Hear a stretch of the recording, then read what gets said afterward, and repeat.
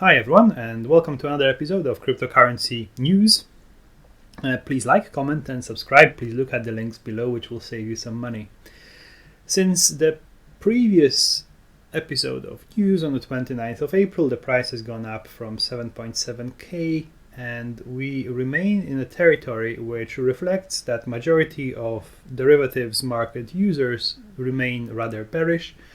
The swap, the XBT USD swap, since the previous episode and since the dump has been consistently trading at a discount, implying that people are positioned short.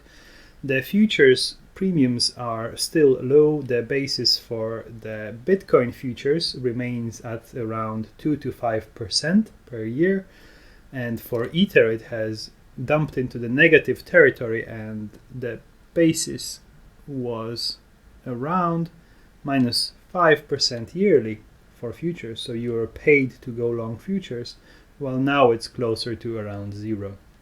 So again, this implies that people are short Ether even more than they are short Bitcoin, and that implies that at the moment cash and carry arbitrage is not available. So let's go through the news. We're running up on flat and negative rates. This run is unlikely to stop until the rates turn positive. At this rate, we'll get positive interest rates around 10k, I guess, but that's just my guess. I'm interested when we will hit the positive rates, because at that point I will be more cautious and I will be taking more and more profits. This is quite a nice tool demonstrating I should click on the link, demonstrating the price action. It's just a cool, nice looking widget. Here we go. It will load up properly in just a second. Previous Fed member, Dr. Thomas Henning, says that he has held a strong view that QE after 2008 was a mistake. It has made the future crisis following COVID much worse, and this is that cool tool which demonstrates Bitcoin price. So these are all buys and sells. It's just a nice thing to watch when there is a lot of price action. Jerome Powell says the debt is growing faster than the economy. This is not the time to act upon those concerns. He looks like quite a stressed man, and he's not happy with what's happening. You can clearly say that he is distressed talking about all this. While the meme printer go brrr is quite a funny meme, there is much more to all this than just printing money. I think that this pump will go on until we get some decent positive funding. At the moment, everyone remains short. It's a pity that we don't have 800 million open interest to fuel the move up. It will be nice just to have plenty of these shorts, which will be forced to cover at higher rates. Funny fact, there's only 20 million worth of liquidity above 10k BTC on Bitmex swap. That's just two big liquidations chewing through the entire order book to infinity and beyond.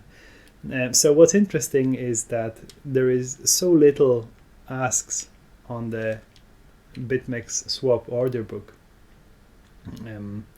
Majority of these orders are up to 10k, while these orders will move up. It just reflects how poor, how little selling pressure there will be on the move up. There is $270 million on the buy side on the Bitmex XBT USD. Zusu has presented this nice arbitrage window where someone bought a lot of Ethereum Classic on Coinbase Pro, and the price elsewhere in the world was pretty low, and he just kept buying until the price in the rest of the world has caught up. So this was quite a decent arbitrage opportunity between the price of 6.1 and the price of 6.85. So that's around 5% arbitrage. FTX over the counter has done $100 million of volume on the move up from 7.7 to around 9k. Wuhan Research Laboratory says, according to the US government report obtained by Washington Times, Wuhan Research Laboratory is the most likely origin of the coronavirus, which is pretty breaking. We are entering a funny area where nobody is selling Bitcoin. There aren't many BTC asks in the order book, but option sellers have to hedge massive open interest, and that is and will be in the money. If we explode up, they'll have to buy derivatives regardless of the price and premium. While small moves they can hedge on the spot market, when the move is big enough, they will run out of their cash reserves and they will not be able to arbitrage futures.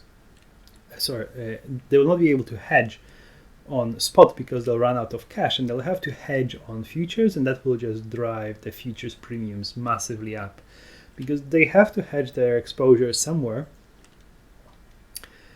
If you're long and you want to up your exposure, consider buying wingy options rather than buying derivatives with a tight stop. When you buy 100 Bitcoin worth of calls and price goes up, the seller will have to buy 100 Bitcoins to hedge.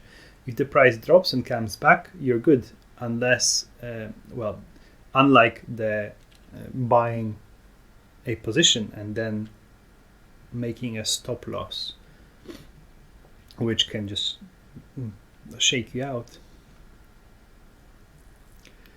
That is Glimmer Coin bragging about the short entry price at 9.3k when it has gone up way higher afterwards to around 9.5k. It has dropped since. FTX is introducing innovative contracts that crypto crowd loves. They will use FTX to have fun with the oil contracts or president contracts, and then they will stay for the liquidity, which is pretty impressive on FTX. Bitcoin options short-term skew, which means skew is the price of puts relative to calls, came off rapidly on meaningful trading volumes, indicating a shift in investor sentiment. So people were buying a lot of puts, but now they are buying a lot of calls after that move up. So now the balance is still a little bit more on the put side, so people are expecting the price to still to go down, but it is not as marked as it was before, just after the 12th of March dump. Elon Musk highlights that the hospitals have been pretty much empty, and that's against all the predictions. If you're not a shark, watching that video of mine may save you some money, and in this video, Deribit BTC and ETH options tips and tricks. In that video, I talk about the skew, implied volatility, about the smile on options, about spreads, mispricing, fees, volume, and other venues for trading options. My Bitmex testnet account, where even though I do some sloppy execution and I pay little attention and I catch some liquidations, I've still generated 3,400% gain on my BTC account in just a few weeks. Every trade and explanation is recorded. Have a peek, have a look there, and that gives you a good idea how to take advantage of market inefficiencies.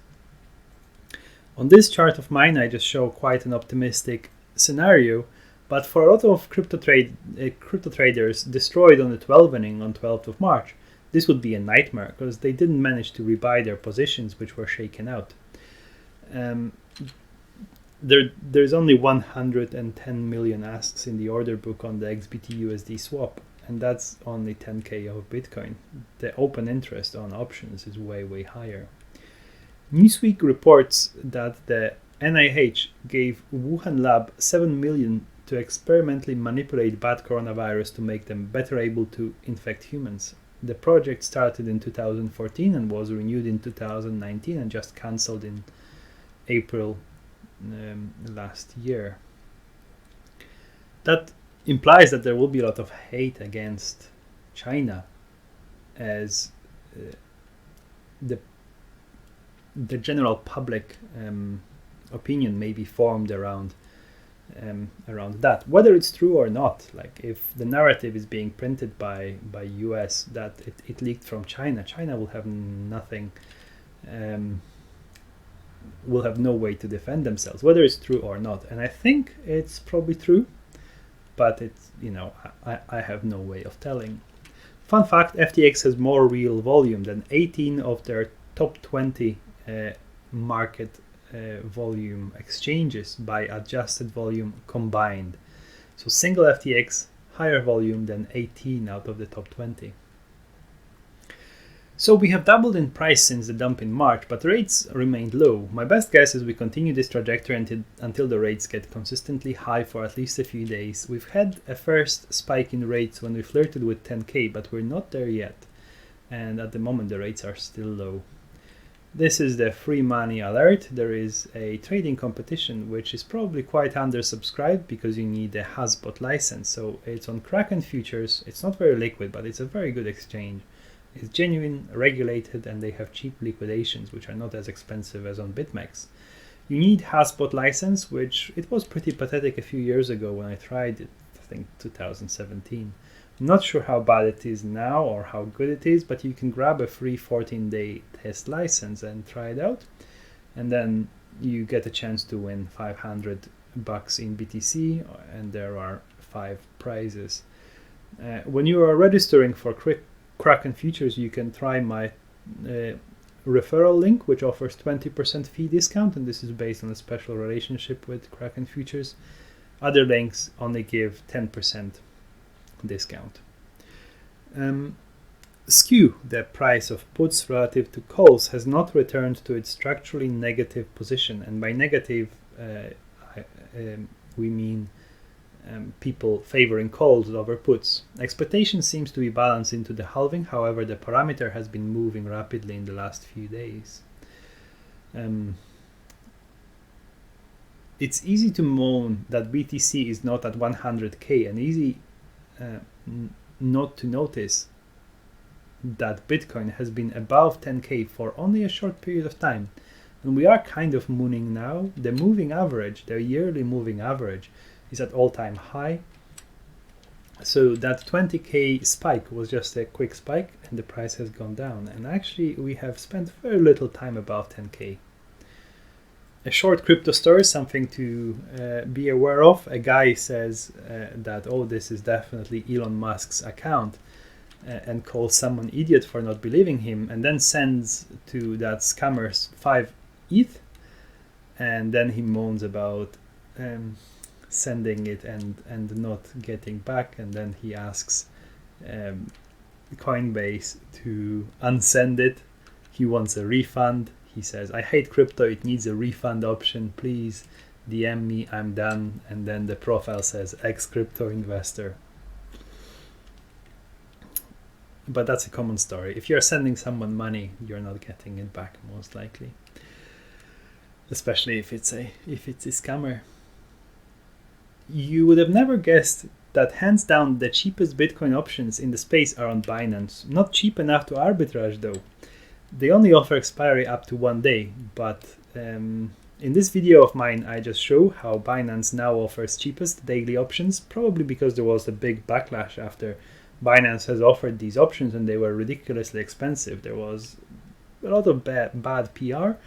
Probably after that, the Binance decided to reduce the price to just improve their public relations. And maybe this is just a short-term thing, but hands down is the cheapest place to buy options if you are into the market for daily options. OKX has pretty much identical prices to Deribit, and FTX options premiums are horrendously high, probably because it's a new product and there is not much liquidity yet. So no point in trading FTX options at the moment.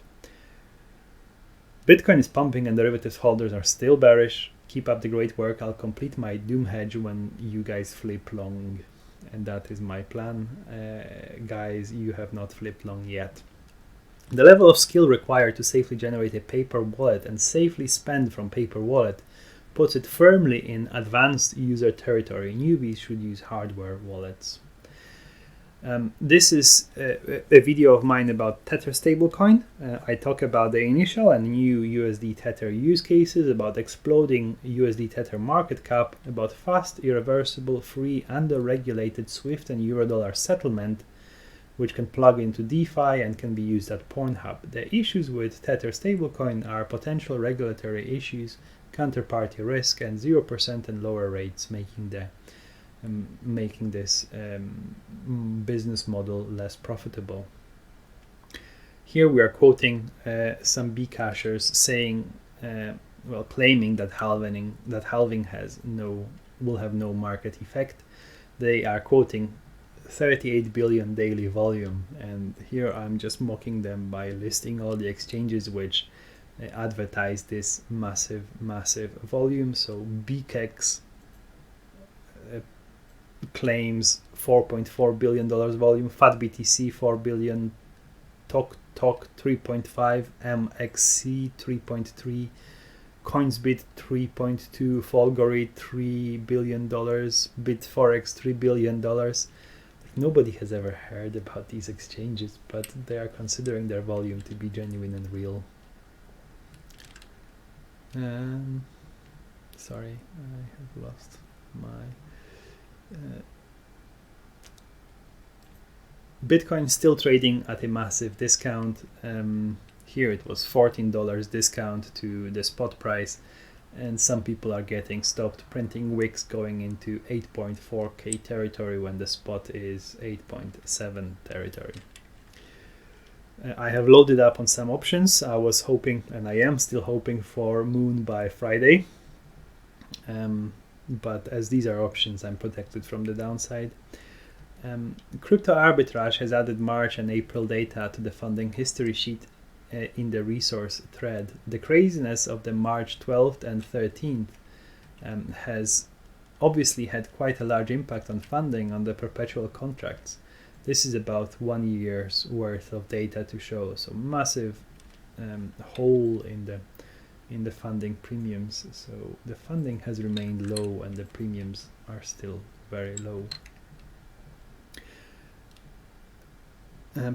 People criticize DAI if it's over the peg and criticize DAI if they diversify the collateral pool. Can't have both ways, though. This is someone's claim. Hasu, he's a clever guy. He just mentions that the simplest in the world way of keeping DAI at the right price. When DAI is below $1, you raise the stability fee. When DAI is above $1, you lower it, if necessary, below $0. That crucial last part is missing from the current design, and he doesn't understand why. There was a small dump. While I wasn't pleased about the dump, I was pleased that people were bearish, and the price has come up back above 10k. This is a video about Hex. At 1 hour 25 minutes, a 22-year-old student who invested 1.2k in Hex and staked some for 14 years with unstake penalty of 100% on the initial capital. He says he's happy about his 45x profit. Now Richard is a smart guy, the guy from this video, but his shitcoin has already pumped, so it will be hilarious to watch it burn at some point. Funny fact, to get Bitmex open interest to the usual 0.8 to $1 billion, you need around $500 million worth of longs and $500 million worth of shorts. While YOLO longs always come there to Bitmex, the majority of these who short hedge in spot. A 12-year-old knows what happens to BTC when someone buys spot buys anywhere near $500 million of Bitcoin. Here, Bitcoin getting mainstream adoption on the show Billions. It's quite a good show. And that is me finished with this episode. Thank you very much for watching. Please like, comment, and subscribe. Please look at the links below.